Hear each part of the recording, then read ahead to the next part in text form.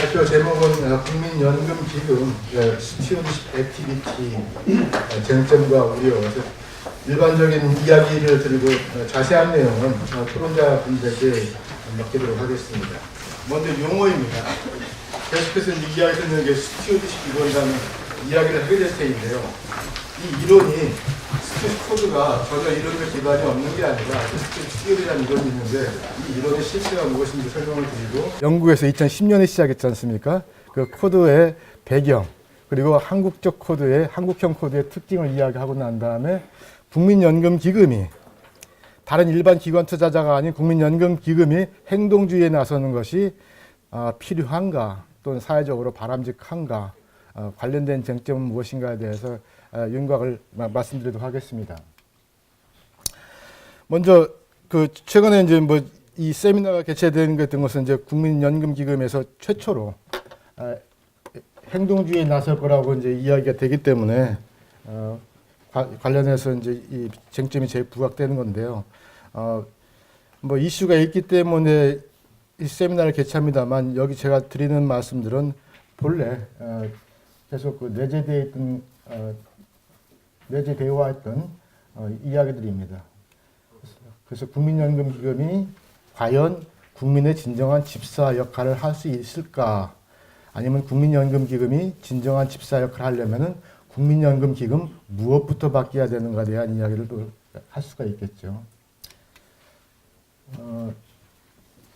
이 스튜어드십 코드 이제 뭐랄까요? 수탁자의 책임이라고 할까? 수탁자 책임에 관한 원칙 등등에 대한 이야기를 하는데, 그 도입 배경을 보시면은 현 정부에서 갑작스럽게 추진한 것이 아니라 과거 이명박 정부 때 이미 그 단초를 제공했었고, 관련된 법도 이제 시도가 됐었죠. 그리고 박근혜 정부에서는 국정과제로 국민연기금을 적극적으로 활용해가지고 기업 지배구조를 바꿔보겠다는 그런 아이디어까지 이제 넣었었고요. 문재인 정부에서는 계속 이어서 확장 또는 심화시키는 방향으로 해서 결국은 공정경제라는 프레임 하에서 연기금 스튜어드십 코드 참여 확산 유도를 하겠다. 그리고 이제 그런 연장선상에서 한국형 스튜어드십 코드를 제정 완료해가지고 국민연금까지 이제 확장된 케이스가 되겠습니다.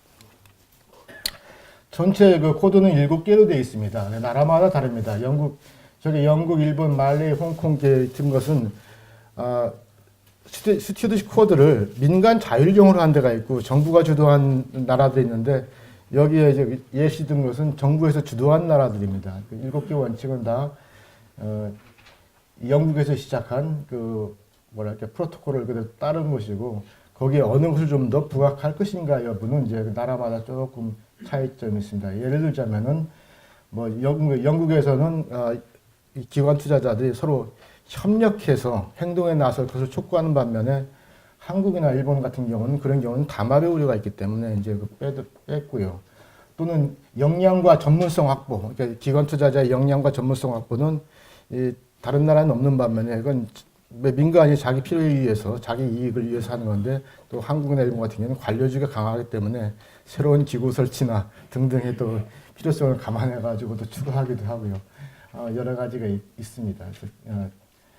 이 내용은 워낙 여러 차례 공청회를 통해서 거론되었던 사안들이라서 반복하지는 않겠습니다. 그래서 코드 도입 현황은 지금 현재는 상당히 많은 회사가 이제 참여한 걸 알고 있습니다. 71개사가 지금 참여 공표했고, 또 참여 예정이라고 한 데가 38개사가 있고, 이 중에 이제 연기금이 이제 한 개입니다. 국민연금이 딱 하나 이제 들어가 있는 거고, 아직 다른 연기금은 아직 안 움직이고 있습니다. 국민연금 이제 한국형 이게 금융위원회나 또 한국기업지배구조원 주도로 채택한 한국형 스튜어드십 코드, 거기에 각 기관 투자자들이 자기의 필요성에 따라서 또는 자기 사업 구조에 따라서 어느 것을 넣고 빼고 하는 그런 부분이 있는데, 국민연금기금이 이제 이 코드를 도입하게 된 과정을 보면 2017년 6월에 이제 용역을 발주해서 그해 말에 용역 검증 세미나를 했고, 그래서 지난 7월 작년 7월이죠. 그러니까 작년 7월에 이 국민연금기금 스테이지 코드 도입 방안에 관한 공청회를 거쳐가지고 확정된 내용입니다.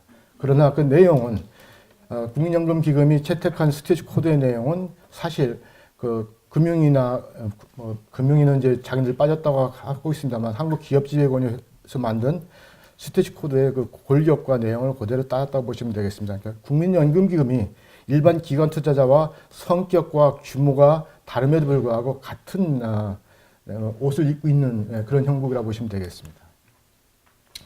그래서 국민연금기금의 내용은 이제 뭐 똑같이 7개 원칙에 수탁자 책임 정책, 스튜어드십 리스폰서블리티를 얘기하는 건데 우리말로 번역이 약간 좀 다릅니다. 나중에 다시 설명드리겠습니다만 폴리시, 예상충, 모니터링. 가장 문제가 되는 게 이제 매니지먼트, 인게이지먼트입니다. 인게이지먼트라는 것은 뭐 주주 제안을 한다든지 뭐 이사의 선임 해임에 대해서 적극적으로 한다든지 등의 이야기하는 게 일베에서는 경영 참여라고 얘기하고 어떤 데서는 경영 관여라고 번역하기도 하고 하는데 인게이지먼트를 이제 그 대한항공, 한진칼에 시도를 하겠다라는 것이 최근에 이제 현안이 되겠습니다. 그 다음에 의결권 행사가 있죠, 보팅. 지금도 하고 있는 거고, 그러니까 보팅하고 다른 건데 지금 현안이 된 것은 인게이지먼트입니다. 나머지는 리포팅이라든지 역량심사분은 뭐 똑같은 이야기고요. 그 로드맵을 이제 작년 7월에 그 발표했는데 배당 관련 주주 활동을 좀 더 중시하고 확장하겠다 뭐 하는 내용들이고요. 예상치 못한 기업 가치 훼손 발생 시에는 공개 서한 발송, 인게이지먼트를 얘기하는 겁니다. 의결권 행사를 연계 추진하겠다는 얘기고요. 중점 관리 사안에서 이제 좀 스테이지 코드의 그 특징이 하나는 그 주주 가치에 미치는 영향을 굉장히 넓게 해석해가지고 과거에는 그 재무적 성과 중심으로 이제 그 기관 투자자가 움직였지 않습니까? 뭐 배당이나 자기네들 뭐 주가에 미치는 주가 수익률, 매매 수익률 가지고 움직였는데 여기서는 환경 문제, 그 해당 기업의 환경 정책이라든지 또는 지배구조라든지 또는 사회적 책임 관련된 뭐 인바이러먼트, 소사이어티, 뭐 가버넌스 이런 것에 대해서도 관여를 하겠다는 겁니다. 경영 관여 범위 상당히 넓힌 건데 그 중점 관리 사안을 그 횡령 배임 좀 넓게 가져가는 거죠. 이런 내용으로 보시면은 현재 그 경영 참여 해당하는 부분은 자본시장법상 그 시행령을 좀 바꿔야지만이 이제 그 가능하기 때문에 그 의회에 한다고 그랬는데 뭐 예상치 못한 경우에는 뭐 하겠다고 했으니까 지금 진행하고 있는 게 좀 빨리 가고 있는 겁니다. 특징과 한계, 국민연금기금 스테이지 코드에 대해서 이야기하는 겁니다. 특징과 한계는 그 악마는 뭐 디테일에 다 들어있다고 하는데 연금 사회주의 우려를 불식하고 국민 또 국가 경제를 위해서 진정한 스튜어드로서 진정한 집사로서 국민연금기금이 역할을 할 수 있을 것인가에 대한 것이 이제 그 오늘 주제이겠습니다. 그래서 일단 특징을 보면은 국민연금기금 스테이지 코드는 일반 기관주주 코드와 근본적 차이가 없다. 연기금 특성에 맞춰 설계된 코드로 보기에는 미흡하다. 국민연금이 다른 기관 투자자랑 많이 다르죠. 모든 국민이 뭐 다른 대안 없이 의무 가입해야 되고 정부가 제도 관리에서부터 기금 조성 운영까지 거의 사실상 정부의 영향력을 벗어날 수 없는 다시 좀 더 확장시키면 정치 권력에서 자유롭지 않다는 겁니다. 정권 교체 때마다 문제가 될 수 있다는 것이고요. 그리고 세 번째는 시장 지배력이 굉장히 높습니다. 지금 현재 전체 그 국내 시가총액에서 약 7%를 차지하고 있는 것이고, 또 그럼에도 불구하고 또 이 연기금 전체 자산 운용에서 이 주식시장, 국내 주식시장의 투자한 비중은 19%, 20%밖에 안 되죠. 그래서 국민은 연기금이 주식시장에서 얼마나 높은 수익률을 또 안정적인 수익률을 기록했느냐뿐만 아니라 나머지 80%도 어떻게 관리 운영되고 있고 그런 것들이 나의 노후 소득에 어떤 영향을 미칠 것인가에 대한 관심이 있지 않겠습니까? 그래서 연기금은 일반 기관 투자와 달리 전체 100%를 다 보여줘야 되는데 20% 가지고 지금 그 국민의 집사라고 이야기를 하는 것이 맞느냐? 그래서 이런 그 연기금의 국민연금의 이런 종합적인 그 특징을 다 감안해서 코드를 만들었어야 되는데 그렇지 않고 일반 상업적 기관 투자자와 같은 코드, 같은 옷을 입고서 한다면은 이것이 연기금의 그 장기 안정 지속 가능성이라든지 또는 자본시장 그리고 그러니까 국민 경제의 그 성장에 어떤 영향을 미칠 것인가에 대한 기후가 연금 사회주의라는 말로 표현되지 않고 있는가 싶습니다. 연금 사회주의 또는 국민연금 행동주의 뭐 도끼인 게 낀인데 뭐 논자마다 이야기는 다르게 하고 있는 것 같습니다. 그다음 이제 이론적 배경을 보겠습니다. 우리가 지금까지 그 기업 지배 구조에 관한 전통적인 이론, 클래식하고 가장 많은 사람들이 채택한 이론은 그 회사의 경영자는 주주의 대리인이다라고 이제 생각하는 거죠. 주인과 대리인. 주주가 주인인데 우리가 주주가 워낙 많기 때문에 또는 뭐 분산 투자하고 있기 때문에 경영을 잘하는 대리인을 뽑아가지고 그 회사 경영을 시키는 것인데 이 대리인이 주인의 이익과 다른 방향으로 움직일 가능성이 높기 때문에 이걸 이해상충 문제라고 그러죠. 그런 대리인 문제를 해소하기 위해서 어떻게 적절하게 견제하고 감시하고 통제하는가. 이게 기업 지배 구조의 전통적인 이론이고 많은 사람들이 받아들이고 있는 겁니다. 이 이론은 아담 스미스 때 1776년부터 아담 스미스가 첫 번째 주식회사를 관찰하고 난 다음부터 계속해서 제기되어 왔고 에이전시 티어리라는 걸 만든 건 뭐 1776년 아담 스미스 200년 후에 이제 젠슨 앤 맥클링이라는 이런 친구들이 이제 말을 이제 공식화했죠. 없던 것을 만든 용어가 아니라 있던 것에 이제 용어를 입힌 격인데 반면에 집사이론, 스튜어십 시오리는 이게 뭐 1990년대 이제 그 이야기다. 사람 그렇게 서로 당신의 이익과 상반된 방향으로 내가 사익을 추구하지 않는다. 믿고 맡겨두시면은 참 더 잘한다. 의심하는 것보다 믿고 맡기면 더 잘한다라고 착한 이론에 이제 바탕을 둔 게 이게 스튜어십 이론입니다. 청지계죠. 내가 주인처럼 똑같이 행동할 테니까 믿고 맡기세요. 자꾸 딴지 걸고 시비 걸면은 더 낭비가 많아집니다라고 하는 게 집사이론이라고 보시면 될 것 같습니다. 그래서 이 이론은 94년에 이제 첫 번째 어느 책이 나타나기 시작하는데 이름을 이제 도널드슨 데이비스 몇 사람이 호주 사람인 것 같은데요. 이 친구들이 그 미국의 상장사 337개를 분석하면서 이 사회의 의장과 CEO가 분리된 것이 경영 성과에 좋은가 아니면 겸임하는 것이 경영 성과에 좋은가. 분리되는 것이 좋다는 것은 대리인 이론의 바탕을 둔 겁니다. 서로 견제하도록 해야 된다 하니까 대리인 이론의 바탕을 둔 것인데 집사 이론은 아니다. 그냥 믿고 맡기면 한 사람이 두 개 다 같이 하면은 그게 더 효과적이다라고 해서 했는데 자기네들 이야기로는 이 사회 의장과 CEO 겸임한 회사의 수익률이 더 높더라. 그래서 스튜어십 시오리라는 말을 이제 그때부터 쓰기 시작했던 거였습니다. 근데 지금은 초창기 이론이고 아직 소수 이론입니다. 마이너리티 티어리인데 이것이 2008년 글로벌 금융 위기 이후에 갑자기 영국에서 하나의 뭐 비공식 정책 지표로 이제 채택이 되기 시작했다고 보시면 되겠습니다.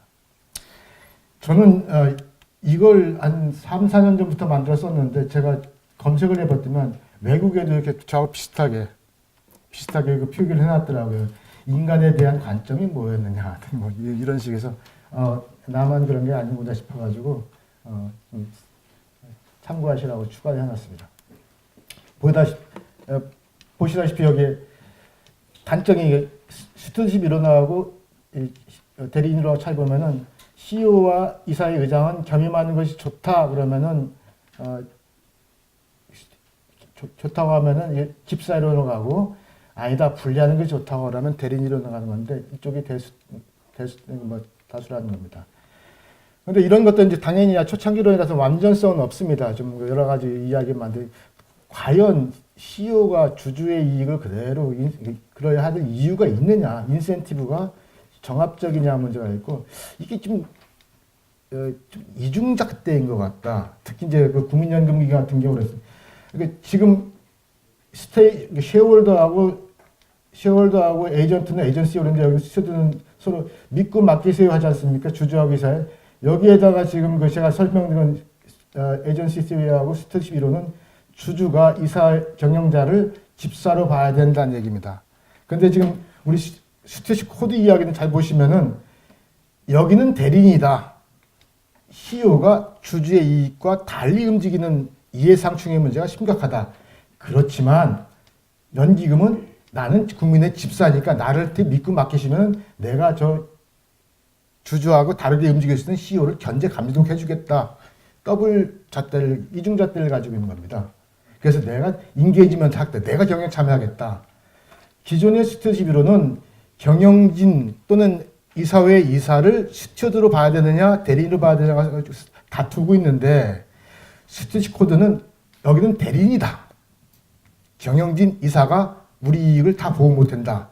하지만 국민연금기금 중간께서 나는 국민의 집사이고 연금 가입자의 집사이다. 나한테 믿고 맡겨주고 제 믿지 못할 이사와 경영진을 내가 인게이지먼트해서 감독하겠다는 것이 이제 스튜어드 코드의 이야기입니다. 이 영국에서 이제 태동한 이야기죠. 이론적 배경은 이 정도입니다. 영국은 이제 보시면은 한국하고는 좀 다른 상황인데 2008년 글로벌 금융위기 때 이제 영국의 그 상장 기업들도 그렇고 이제 금융회사들이 상당히 부실 문제를 겪습니다. 그때 이제 영국에서 이게 뭔 일이냐 싶었던 이제 보면서 하더니만 주로 이제 이야기 나오는 게 오너십 베큐um, 소유권 공백, 오너리스 코퍼레이션, 주인 없는 회사 경영, 그리고 어브센티 랜드로드, 그러니까 부재지주처럼 사실상 지배주주가 없는 상태에서 이 전문 경영인들이 이 기관 투자자와 그 짝짝꿍해가지고 너무 단기적 이익을 추구하고 장기 투자를 기피하고 이런 현상들이 많아졌다. 이런 것들이 결국은 금융위기에 취약한 한 요인이었고 또 지속 성장을 위협한 요인이라서다. 그래서 단기 자본주의의 폐해를 맞는 건 기관 투자자와 전문 경영인의 단기주의 성향 때문이기 때문에 이걸 고쳐야 된다. 해서 이 문제를 이제 그 어떻게 해야 될 것인가 돼 가지고 이제 뭐 금융위에서 이제 하다가 여기 보시면은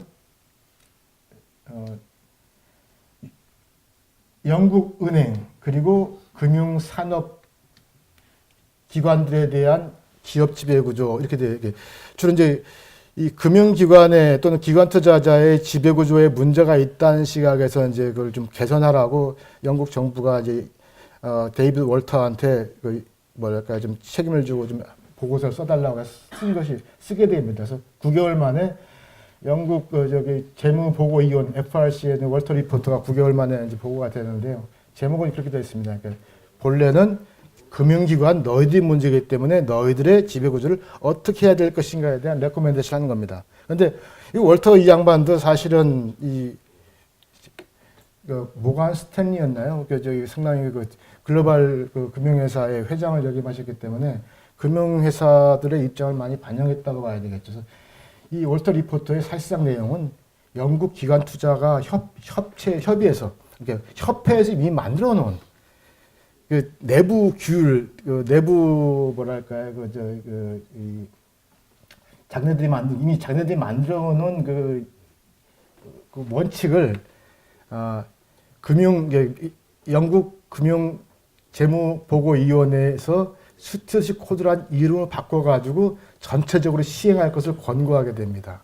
그러니까 금융기관 입장에서 보면은 글로벌 금융위기를 초래한 주범, 최소한 방조한 종범위로 봤는데 이 스튜어드십 코드 채택하고 난 다음에 갑자기 문제 해결사로 이제 바뀐 겁니다. 당신들이 문제를 일으켰으니까 당신 뭐 해결하라 뭐 이런 뜻도 되겠지만은 아무튼 상당히 뭐 좀 반전이 있었던 그런 내용이죠. 그래서 아까 이제 과거에 없던 스튜어드십 리스폰서빌리티, 이제 우리는 수탁자 책임이라고 그러는데 우리는 수탁자 책임이라는 것이 이 용어 이전에도 이미 있었기 때문에 법적으로 이게 헷갈리실 것 같아서 그냥 SR로 그대로 합니다. 스튜어드십 리스폰서빌리티라는 말을 처음으로 이제 도입했고 그게 약간 스튜어드십 시오리에서 연관됐다고 보시면 되고요. 피드실 듀티가 있는데 이제 그 구분하기 위해서 스튜디오 리스폰시빌리티인데 한국은 지금 피드실 듀티하고 스튜디오 리스폰시빌리티가 한국말로 잘 구분이 안 되고 있어요. 그래서 이 리스폰시빌리티 본래 그 월터 리포트에서는 리스폰시빌리티가 아니라 듀티란 말도 씁니다. 듀티는 법상 의무 강제인데 이게 코드로 이제 연성 기본화가 되면서 이제 리스폰시빌리티 바뀌었다는 측면을 알고 있고요. 이 월터의 생각은 주주의 의무에 대한 이야기를 하는 겁니다. 주주가 권리뿐만 아니라 당신들은 법에서 정한 유한 책임의 혜택을 받기 때문에 그 의무가 있다라는 식으로 해서 그 리스폰시빌리티를 이제 쓰게 된다고 보시면 되고요. 두 번째 특징은 경영 모니터링과 관여를 범위를 확장한다. 과거에는 재무적 성과 영향 변수에 중심을 뒀다면 이제는 환경, 사회적 책임, 사회적 영향력, 지배구조 등으로 해가지고 기관 투자자들이 해당 기업, 투자 기업에 대해서 관여할 수 있는 범위를 상당히 확장시켰다. 그래서 뭐 사회적 이슈까지 포함시키면은 뭐 빠져나갈 데는 없겠죠. 세 번째는 장기적 성과 지향입니다. 본래 그 스티치 코드를 처음 도입한 그 역사적 배경에서 설명드렸던 것처럼 단기 자본주의 폐해를 시정하기 때문에 장기적으로 행동하고 장기적으로 장기성을 지향하라. 단기적인 뭐 매매 차익 극대화라든지 뭐 배당 중심의 한 해에 꽃감 다 빼먹고서 뭐 나는 주식 팔고 나갈 거야 이런 거 하지 말아달라는 얘기거든요. 장기 주식을 오랫동안 보유하면서 관찰하고 무엇이 문제인지 관여도 하고 그러면서 회사의 지속적 가치, 장기적 성과 지향 또 뭐 회사가 계속 장기적으로 성과가 높아지면은 기관 투자자의 수익도 높아지기 때문에 결국은 그것이 투자자의 수익률 제고에도 기여를 한다 해서 계속 강조하는 게 스튜디십은 프로모트 롱텀 석세스 오브 컴퍼니입니다. 회사의 장기적 성공을 이 부분이 이 코드가 다 각 나라에 퍼지면서 이 부분이 살짝 빠져요. 장기적 성과라는 부분에서. 그리고 이제 연성 기범으로 왔다는 거 좀 다 아시네요. 이게 이제 영국의 이게 코드의 특징이고 배경입니다.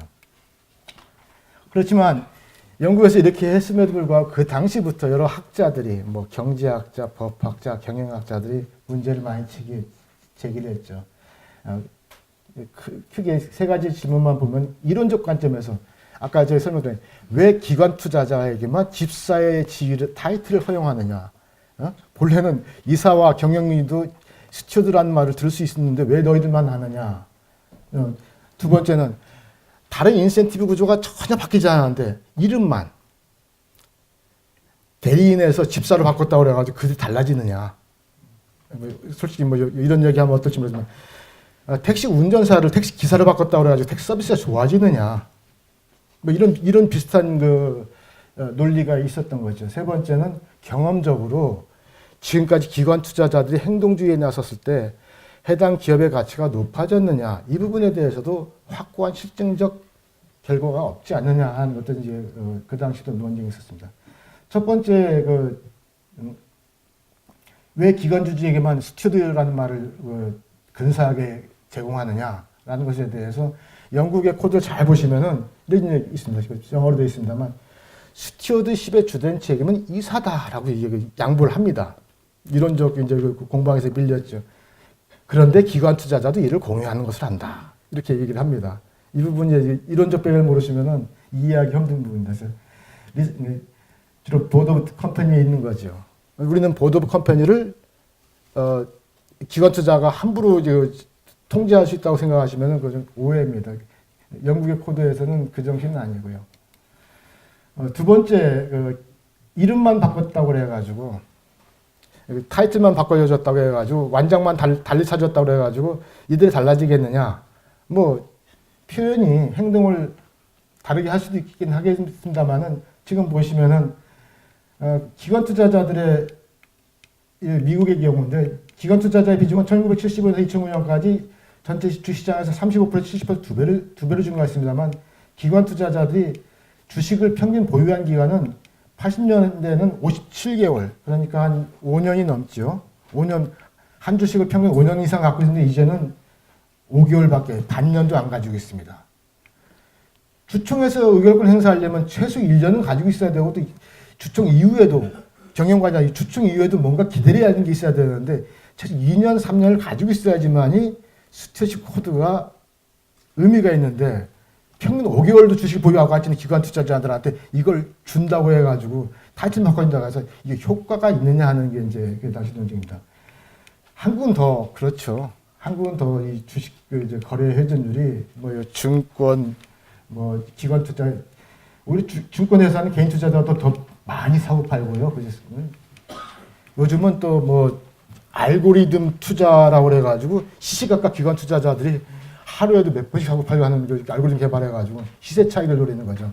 시세 차익을 노리는 기관 투자자들이 뭔 회사에 장기 투자의 관점에서 인게이지먼트 할 인센티브가 있느냐? 인센티브가 없다.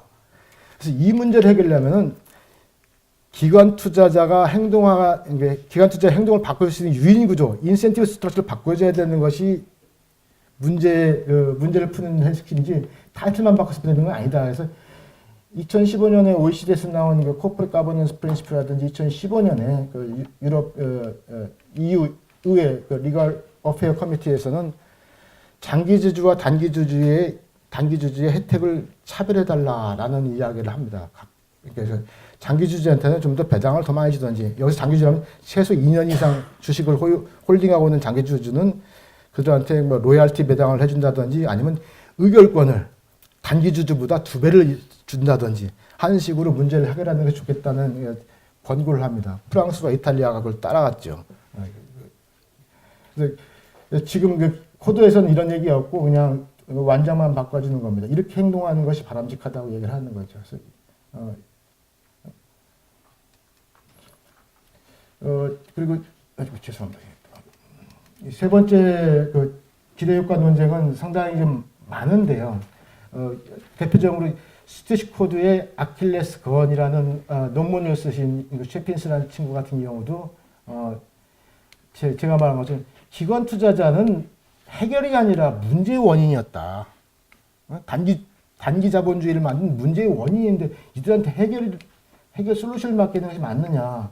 그리고 그 기관 투자자들이 행동주의에 나섰을 경우 그들이 행동주의에 나선 것은 주식 발행을 축소하고 빚을 빌려서 이렇게 주식당 수익률을 높이는 그런 방법이라든지 자사주를 매입해가지고 소각시켜가지고 이런 식의 그 자기네 이익을 높이는 방향으로 주주 행동주의를 주로 했기 때문에 그들이 한 것은 전체 주주나 기업의 장기 가치가 아니라 자기네들이 한 것이기 때문에 별로 통계적으로 밖에 경험적 실증 연구를 통해서 봤을 때도 장기적으로 메인스트림 쉐어홀더 기관 주주들이 이런 액티비즘이나 행동주의에 나섰을 경우 기업의 장기 가치에 도움이 됐다는 명백한 증거는 없다라는 식의 얘기하면서 그런데 스티치 코드에서 그렇게 얘기하는 게 맞겠느냐 하는 이야기도 있고요.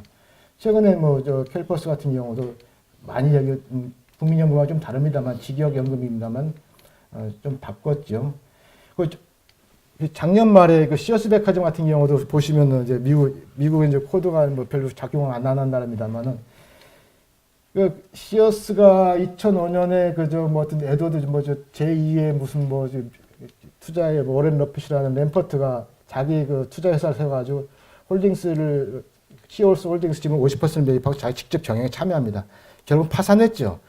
작년 말에 파산 선고했고 좀 파산까지는 안 가고 좀 팔고 있는데 최근에 판결 나온 거 보면은 근데 이 자기가 50% 이제 투자 회사가 있고 기관 투자자예요. 그리고 자기 직접 경영관을 했는데 파산까지 하게 된 것은 파산 지경까지 몰린 건 어차피 아마존이라든지 이런 그 소매점하고 이제 그 여러 가지 경쟁 환경이 다르기도 하겠습니다만은 보시면은 2005년부터 2017년까지 자사주를 매입하고 계속 소각시키기도 합니다. 그러면서 인베스트먼트가 가진 지분 50%가 급격히 올라가요. 자기가 경영가냐 하고 결국은 그게 이제 회사에서는 다 회고하고 이제 작년 말에 다 회고하고 그랬습니다만 이 6조 원에 해당하는 돈을 새로 변화하는 그 디지털 환경에 투자를 했으면은 이 지경까지 되지 않았지 않겠느냐라는 내용이 이제 미국에서 일각에서 나오는 거죠. 왜 투자 회사의 이익을 위해서 장기 투자할 수 있는 부분을 포기했느냐. 이런 것들에 이제 꼭 행동주의가 기관투자 행동주의가 국민경제적으로 바람직한가에 대한 의문을 갖게끔 하는 거죠. 물론 그 반대의 사례도 있을 겁니다. 우리도 뭐 반대 사례도 있겠지만 산업은행이 일종의 그 기관투자자일 수도 있고, 그렇죠? 그래서 대우조선해양을 그렇게 오랫동안 가지고 있을 때 대우조선해양이 괜찮아졌느냐, 뭐 이런 얘기도 할 수 있는 거고.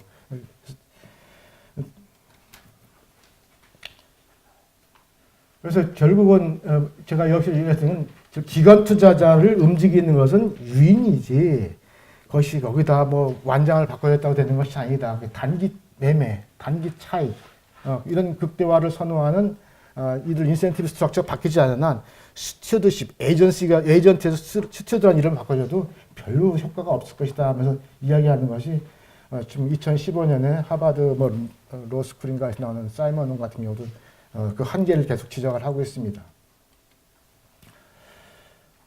근데 국민연금 또 다른 거죠, 그죠? 국민연금 또 다른데, 아까 제가 몇 가지 국민연금하고 기관투자자와 다른 특징을 말씀드린 것처럼, 독립성 문제, 전문성 문제, 시장 지배력 문제, 또, 그리고 거기다가 상업 기관 투자자들이 갖고 있는 옷을 국민연금기업이 그대로 입고 있는 문제, 이런 것들 때문에 더 추가적인 논쟁 여지가 많다는 겁니다. 첫 번째가 이제 시장 지배력, 마켓 파워. 시장 지배력이 높으면 어쩌면 영향력 행사할 수 있는 가능성은 높지만은 반대로 리스크가 있습니다. 누군가 이제 뭔가 회사에 중대한 문제가 있어가지고 빨리 주식을 팔고, 안 그러면 이제 미래의 그 가치가 더 떨어지니까 팔려고 하면 워낙 막대한 지분을 갖고 있기 때문에 일시에 팔면은 시장이 붕괴됩니다. 그 회사의 주가가 더 떨어지죠. 결국은 원본 손실을 크게 입을 수밖에 없는 겁니다. 그래서 국민연금이 한 종목에 그렇게 많은 투자를 한다는 것은 리퀴데이션 프로블럼이 있기 때문에 좀 상당히 리스크가 큰데, 한국은 지금 7% 전체 주식시장에서 7%를 차지하고 있죠.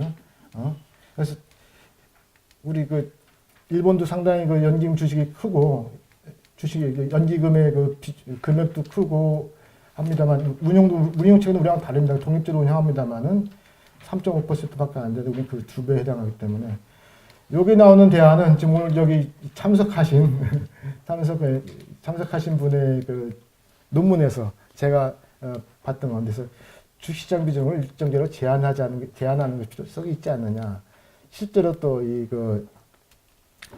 국회에서는 국민연금 직간접 보유주식 의결권 행사 한도를 정해야 된다, 뭐 이런 이야기도 있습니다. 그래서 그런 대안 논의가 있다는 얘기죠.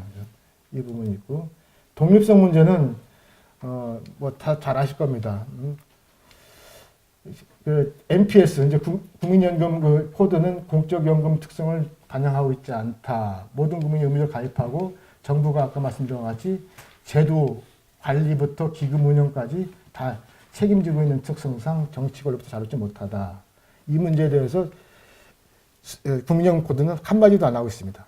그대로 따라. 왜냐하면 일반 기관 투자하고 똑같이 비슷하게 했기 때문에요. 근데 스위스 같은 경우는 정부가 주도한 게 하시는 거라, 스위스는 연기금, 거기도 공적연금인데 연기금도 스스로 자기네들 이제 스테이지 코드를 만들었는데요. 한국과 달리 이제 스스로 민간 자유로 코드를 만들었는데, 거기는 이런 말이 분명히 들어갑니다. 간단하게 들어갑니다. 기관 투자자는 어떤 정치적 잣대나 제3자의 지시로부터 독립적으로 주수권을 행사해야 된다라고 되어 있고, 이 선언에 맞게끔 조직 운영을 가지고 가고 있는 거죠. 한국은 이런 표현이 없습니다. 그래서 제가 이 표현을 넣어야 된다. 한국은 특히나 가장 위험이 크기 때문에라고 하는데 안 들어가 있다. 그래서 독립성, 책임성 강화되고, 이 부분도 역시 아까 제가 말씀드린 바와 같이 나중에 인사드리겠습니다만, 제가 인용에 대한 허락을 받지 못해가지고 일단 그냥 여기다 인용을 한번 했습니다. 그래서 이 전 복지부 장관이 꽤 오래전 시절인데 한 10년 넘었죠. 그때 1,000억 이상 투자 결정을 다 받고 있다는 겁니다. 복지부 장관이. 그래서 이런 상황에서 이 국민연금기금이 독립적으로 국민을 위한 집사로서, 또는 회사의 장기적 성과 지향의 집사로서 기능을 하겠느냐는 문제. 그래서 이 부분이 있습니다. 제가 또 골랐네요. 세 번째가 정치화입니다. 이해상충 문제. 이 부분도 이제 계속해서 허락을 받지 않고 인용을 같은 내용인데요. 최고 의사결정, 일단 국민연금 기금 자체도 이제 그렇습니다만, 제도와 기금, 그 의사결정, 기금 운영위원회가 이제 최고 의사결정 기구라면, 여기에 보시면은 누가 참여하냐면은, 이제 뭐, 이렇게 정책 조율 차원에서 각 부처, 이제 뭐 보건복지 장관이 탑의되고, 관련 부처의 뭐 차관이라든지, 그리고 뭐 사용자 측 대표, 뭐 노용자 측 대표, 또 사실상 전문가가 없이 이들이 모여서 할 수 있는 이야기는 서로의 이해 조율이고 이건 정치 과정입니다. 국민연금이 하는 건 안정성 기반 위에 수익성을 제고하는 것인데 정치 논의를 하고 있는 겁니다. 이게 정치화가 안 될 수가 없어요. 이 구조화에서는. 코드는 이런 내용을 반영하지 않고 액티비티에 들어가는 것은 위험하다는 이야기를 좀 말씀드리려고 하는 겁니다. 그래서 일반 기관주주하고 차별성 있는 코드를 만들어야 되고 그 코드, 차별성 있는 코드의 바탕을 두고 액티비티 원칙을 정해야지만이 진정한 집사로서 신뢰를 받을 수 있다라는 이야기를 하는 겁니다. 그래서 현행, 아까 말씀드린 현행 코드는 전체 자산의 20% 미만에 해당하는 주식 투자에 대해서만 얘기를 하는데 국민이 알고 싶은 것은 100% 자산 운용 실적을 알고 싶다. 그렇죠? 다 그것도 뭐 정책 사업에 얼마나 투자했는지, 채권은 어떻게 되는지, 그 부분은 이런 것들을 다 국민연금 코드에서는 이런 내용을 다 포함시켜가지고 정기적으로 리포팅하는 그런 코드를 만들어주면 좋겠다는 것이고요. 네 번째 문제는 아까 환경, 인바이러먼트, 사회, 가버넌스, 지배구조 이슈를 너무 웨이트를 많이 주고 있다.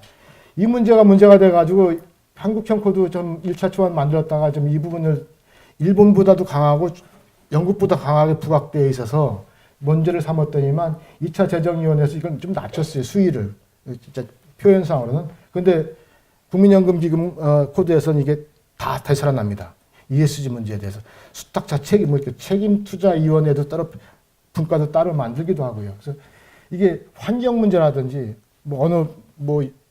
장관께서는 일정 비율 이상의 여성을 채용하지 않는 기업에 대해서는 국민연금기금이 좀 뭔가 관여를 해줬으면 좋겠다라는 희망 섞인 이야기, 발언을 한 적이 있었습니까? 이런 식으로 사회적 문제에 대해서 기업 경영에 관여하면 빠져나갈 방법이 없어요. 여기 어떤 경우든 1분 안에 끝내겠습니다. 이 부분은 상당히 이연령 비연식 문제가 될 수 있어서 오히려 이제 독립성까지 연관되면은 문제가 있기 때문에 이 부분에는 주의를 요한다는 건데 그렇지 않고요. 중장기 가치 지향성이라는 것, 스튜어십의 이야기, 스튜어십 리스파스는 단기 자본주의 폐해 시정, 그렇죠? 주인 없는 경영의 단기주의 성향을 좀 치유해보자고 했던 거였는데 한국은 물론 배당 중시를 되게 강조합니다.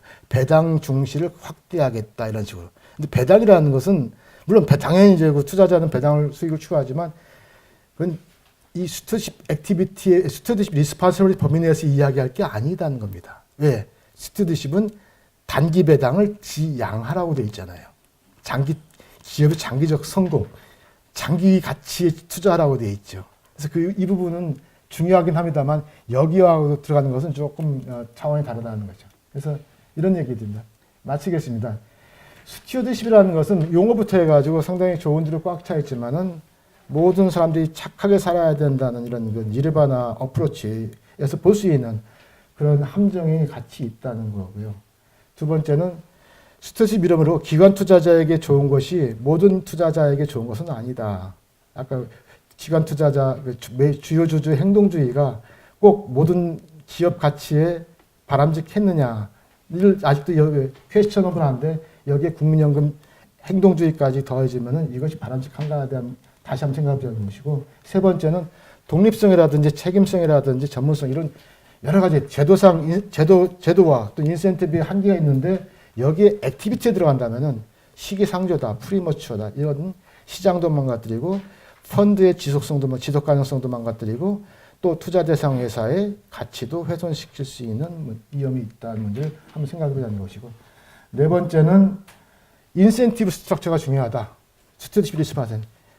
완장이 중요한 것이고 액티비티를 뭘 할 것인가 중요한 게 아니라 스튜어드십을 발휘할 수 있게끔 하는 인센티브 제도를 바꿨느냐는 문제, 이 부분 좀 신경 써야 되고요. 끝으로는 우리나라 기업들이 바뀌어야 됩니다. 자꾸 이런 일들이 벌어지는 이런 그 어찌 보면은 비생산적인 또는 뭐 소모적인 이렇게 정책 담론이 많이 계속 재현되는 것이 회사에서 어떤 실질적인 그 비밀을 제공하고 있는 거고, 그 중에 하나 보시면 제도적 측면에서 우리나라에 대한 그 세계 경제 포럼에서 평가 보면 기업 경영 윤리가 2017년에 90이고 기업 미사회 효과성 유효성이 109이고 소수주의보가 99이고, 그래서 스튜디십 코드도 좀 뭐 여러 가지 쟁점이 있고 문제가 있습니다만은 기업인들도 이 문제를 스스로 어떻게든 자율적으로 해소하려는 노력을 해야 됩니다. 안 그러면 끊임없는 규제 압력에 시달리지 않겠습니까? 그래서 좀 기업들도 좀 여러 가지 달리 행동할 부분에 대해서 있다는 것을 말씀드리면서 저는 발표를 여기서 마치겠습니다. 감사합니다.